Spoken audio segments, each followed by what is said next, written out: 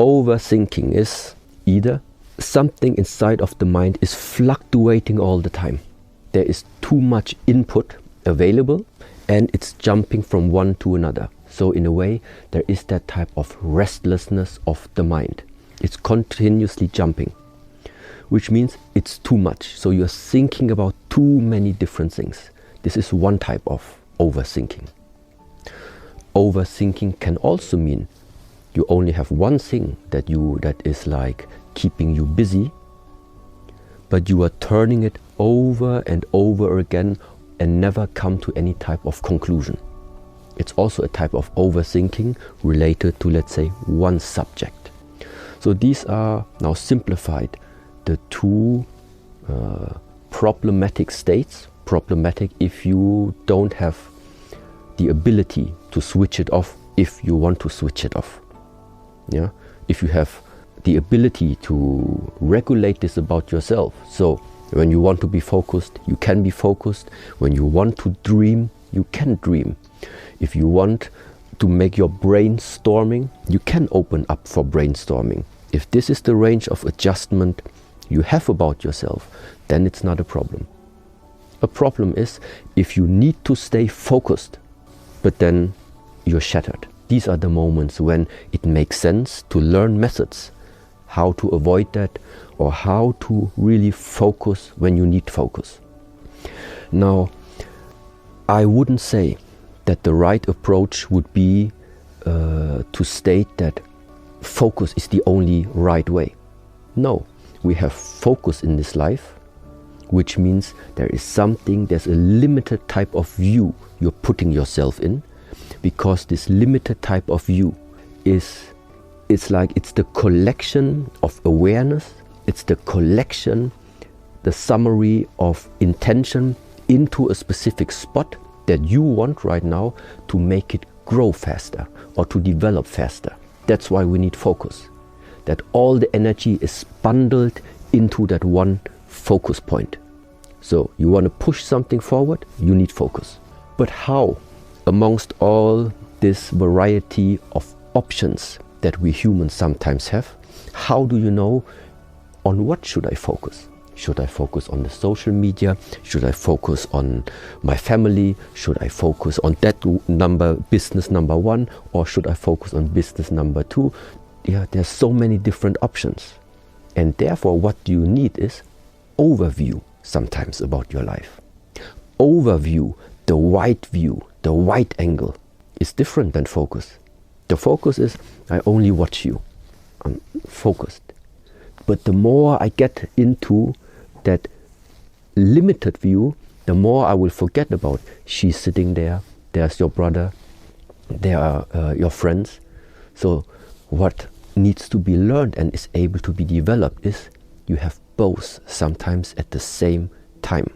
I know who is sitting where, but at the same time I also know in which direction I'm pointing my words to.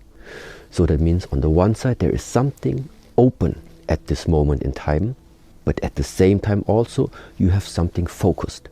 And to have and learn the ability to access this, let's say with your mind, to train your mind that he is always like in this category, because it's like you're driving the car.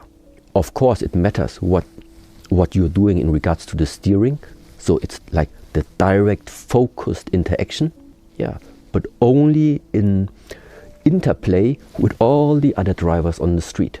So what is now more important, to focus on the others or to focus on your driving? Both of it at the same time. Only this focus and the openness at the same time, this is what means yin and yang cannot be separated. But in order to get there, sometimes it's necessary to individually, separately practice, okay, this now is a focused state, and this one right now is an open state. Yeah? To be very clear and be able to distinguish for yourself. Okay, this is the focus, it feels like this. This is the open, it feels like that. And now comes the magic about it, how to combine both into the same time.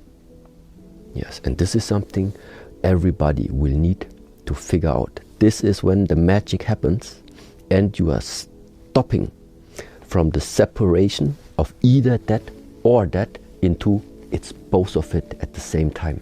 Yeah. And now in regards to this overthinking, so what is it that people, for example, are able to practice? There I can suggest, for example, you are choosing one object, which can be in a lot of cases an object that we call that is your meditation object.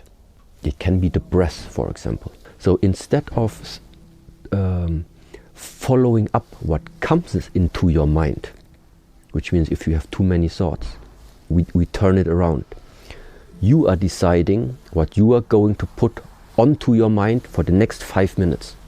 Whatever it is, whatever you choose, this is your so-called meditation object.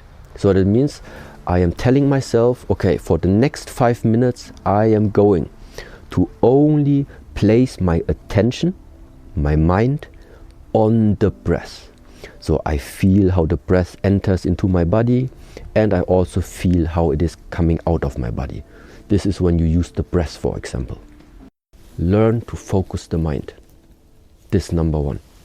And afterwards, after you realize, okay, actually right now, I can feel that in the moment where I start to have conversations with people, you know when you are present or not. Yeah, you are starting to feel that, okay, now my awareness is not with you, it's gone. And then you feel what is the difference between now I'm mindful, now I'm not mindful. Because this ability to distinguish is therefore so essential, because if there is something that we humans can do about our life, then it can only be done while you are mindful. If you don't know you have a problem, you can't solve it. And that's it. So the whole point of why is there so much this emphasis on mindfulness? Yeah, why should I know what I do? Because if you don't know what you do, your life is a coincidence. And that's not what it's supposed to be. It is supposed to be what you put onto your mind, what you want to see yourself, the way how you want to see yourself, what you want to achieve in this lifetime. It should be possible.